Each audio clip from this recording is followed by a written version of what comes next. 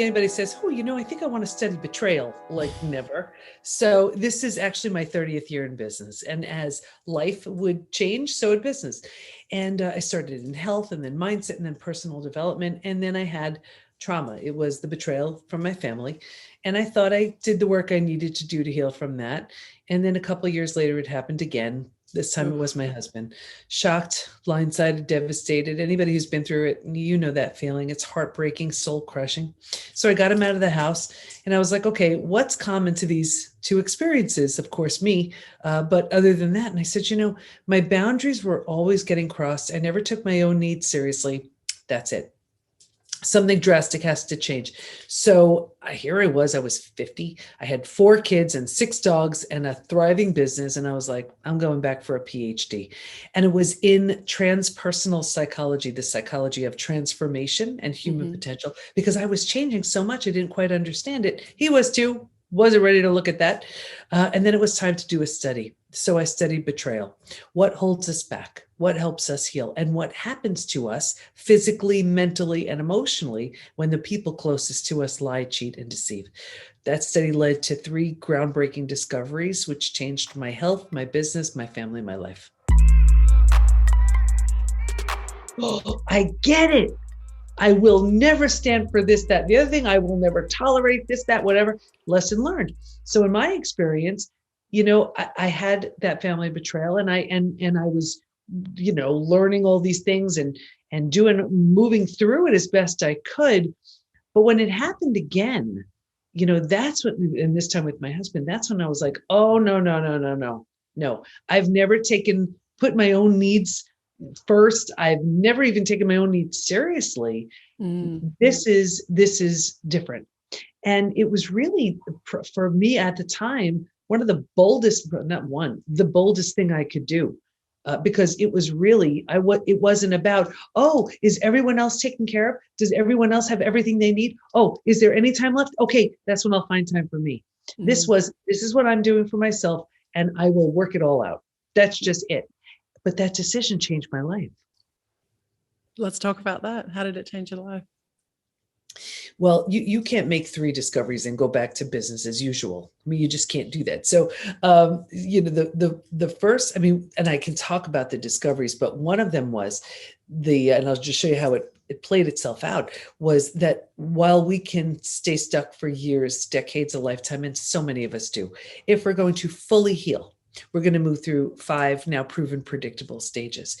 And what's even so much more exciting about that is we even know what happens now physically, mentally, and emotionally at every one of those stages. And we know what it takes to move from one stage to the next. So healing is predictable. So you can't learn something like that and then be like, okay, let me just go back to my work. No. So I put the 5 stages in a proven predictable, just a program, and it blew up. And then I was like, okay, well, how do I leverage me? So I created a certification program. So doctors, coaches, healers, therapists can be trained and certified in the 5 stages. That blew up. And then I saw that like the wrong support does way more harm than good. Oh yeah. So we put like all the right things, what the research proved, all within the PBT, Post Betrayal Transformation Institute. Let's talk about the wrong support. What are the impacts of that? We have so many people coming into the Institute with therapy trauma. And that's the thing. I think we go through a betrayal and we figure, okay, let me see a therapist. Now that could be wonderful if that therapist is very highly skilled in betrayal. If not, it really does a tremendous amount of damage. Like, for example, I'll take a stereotypical example. A narcissistic husband betrays the wife. She's devastated. He's just skipping right along like it's nothing. She manages to drag him to therapy. They go to therapy. The therapist isn't highly skilled in this. And the husband is very charming and maybe the crocodile tears and the whole thing. So the therapist looks at the betrayed wife, says, you really need to learn to communicate better. Yeah. It's like, what? And that happens all the time. Or take that same couple. Now, of course, let's say the mother-in-law doesn't want to see the family break up. So she's like, you're okay, right? You're good. Get over it. Things like that. So the right type of support, not to sit and commiserate with, but just people who get it and who are there to lift and inspire. It takes a very specific type of, you need that support, because this is a time where we need support the most, but we're the least likely to seek it because there's so much shame. There's so much embarrassment. There's so much fear of judgment. Like, seriously, I mean, this is my topic. This is what gossip thrives on. Yeah. So being so vocal about this and just talking about it, it's you face a lot of judgment, a lot of criticism. A lot of people have their own opinions. And even with this, I mean, even when I wrote the book Trust Again, I said, and my story's all in there. And I sat my whole family down, said, it's coming, just so you know. And I thought it's interesting because I thought my kids would be like, "Oh, come on, Mom," and it was interesting. They were all behind it. And my biggest supporter was my husband. Said, "You're going to help people." Yeah. And just to close the loop on that story, we teach within the Institute, and we know, how do you know if it's safe and in your best interest to just heal yourself and move on, or rebuild? And rebuilding is always a choice, whether you rebuild with just yourself and move on. And that's what I did with my family. Wasn't an option to rebuild with them. Or if the situation lends itself, if you're willing, if you want to, you rebuild something entirely new with the person who hurt you. That's what I did with my husband. So not long ago, as two totally transformed people, we married each other again. New rings, new vows, new dress, and our 4 kids is our bridal party. That's it. The old it's dead and gone. Yep. But you rebirth this version of you that never would have had an opportunity to show up unless that happened. And potentially that other person can totally wake up also. But at the very least, you recreate a version of you that is so healed, so healthy, so whole, so strong.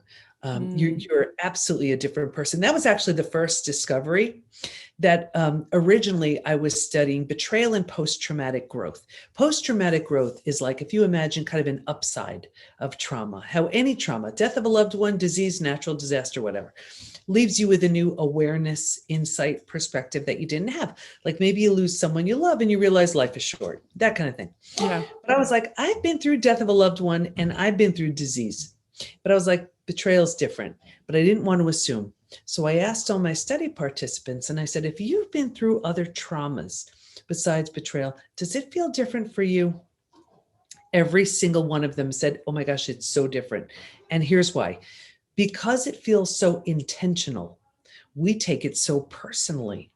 So the whole self is completely shattered and has to be rebuilt. Rejection, abandonment, confidence, worthiness, belonging, trust, they're shattered and they all have to be rebuilt. So it didn't quite qualify as post-traumatic growth. It was like, yes, you rebuild your life, but you also rebuild the self. So I coined a new term, Post Betrayal Transformation. That is the complete and total rebuild of your life and yourself after an experience with betrayal. So stage 1 is like a setup stage. And if you imagine 4 legs of a table, the 4 legs being physical, mental, emotional, and spiritual, what I saw with everybody was this real heavy lean on the physical and the mental and kind of ignoring the emotional and the spiritual. So what does that look like? Looks like we're really good at thinking and doing and not really prioritizing the feeling and being, right? But think about it. If we're only focused on those 2 legs, easy for that table to topple over, and that's us. Stage 2, by far the scariest of all of the stages: shock, trauma, D-Day, discovery day. And this is the breakdown of the body, the mind, and the worldview. So here you've ignited the stress response. You're headed for every single stress-related symptom, illness, condition, disease. Your mind is in a complete state of chaos and overwhelm. You cannot wrap your mind around what you just learned. This makes no sense to you. And your worldview is shattered. Your worldview is your mental model. These are the rules. This is how life works. Don't go there. Trust this person. And in one moment, every rule you've ever had is no longer. The bottom is truly bottomed out. It's terrifying. But think about it. If the bottom were to bottom out on you, what would you do? You'd grab hold of anything you could to stay safe and stay alive. That's stage 3. Survival instincts emerge. It's the most practical of all of the stages. If you can't help me, get out of my way. How do I survive this experience? Where do I go? Who can I trust? How do I feed my kids? Here's the trap, though.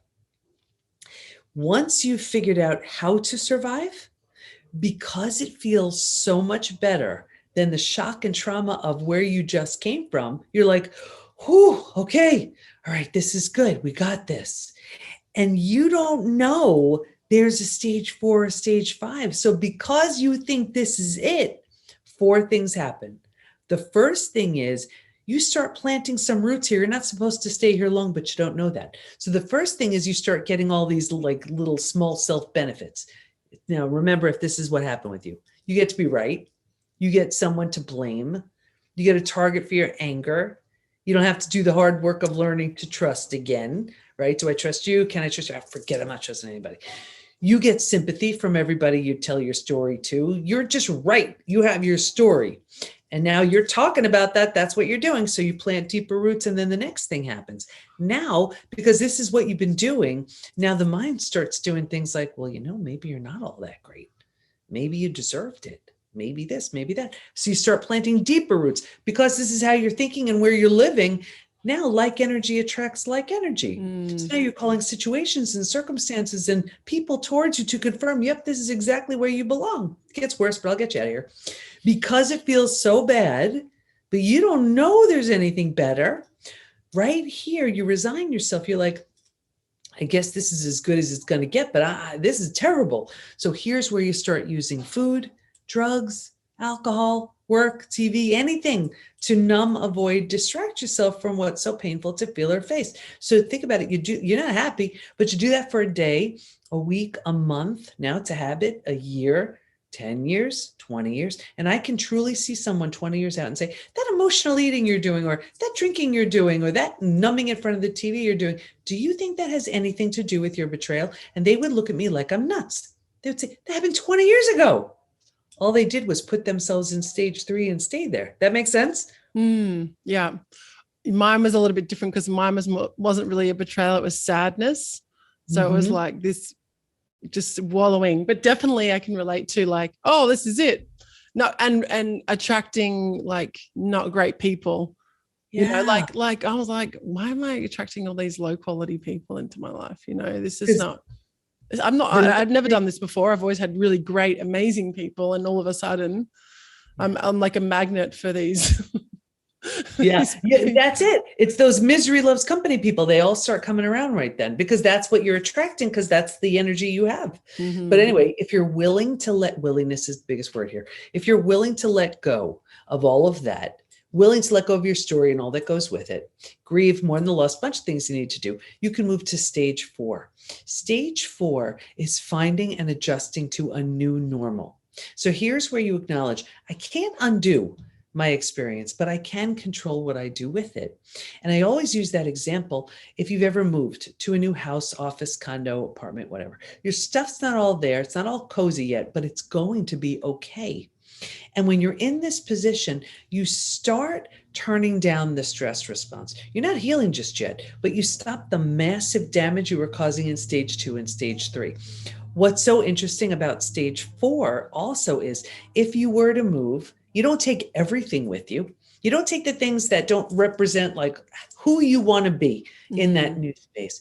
And what I saw was if your friends weren't there for you, right here's where you've outgrown them. Like those people you're talking about, the people you were attracting, you didn't take them with you. No. Right? No. Yeah, that's so classic. And when we don't know them, we're like, what the heck? I've had these people in my life for all these years. Is it me? Yes, it is. You're undergoing a transformation and they just don't belong. Yeah. So when we understand that, it makes sense. Anyway, when you're in this space, you're making it mentally okay. You can move into the 5th most beautiful stage. And this is healing, rebirth, and a new worldview. The body starts to heal. Self-love, self-care, eating well, exercising. You didn't have the bandwidth for that earlier. Now you do. Your mind, you're making new rules, new boundaries.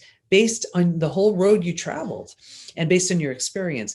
And you have a new worldview based on what you see so clearly now. And the 4 legs of the table, in the beginning, it was the physical and the mental. By this point, we're solidly grounded because we're focused on the emotional and the spiritual too. Those are the 5 stages.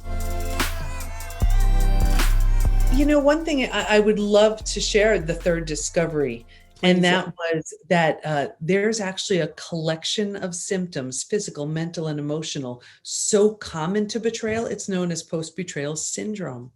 And we've had over 30,000 people at this point take the post-betrayal syndrome quiz on our site to see to what extent they're struggling.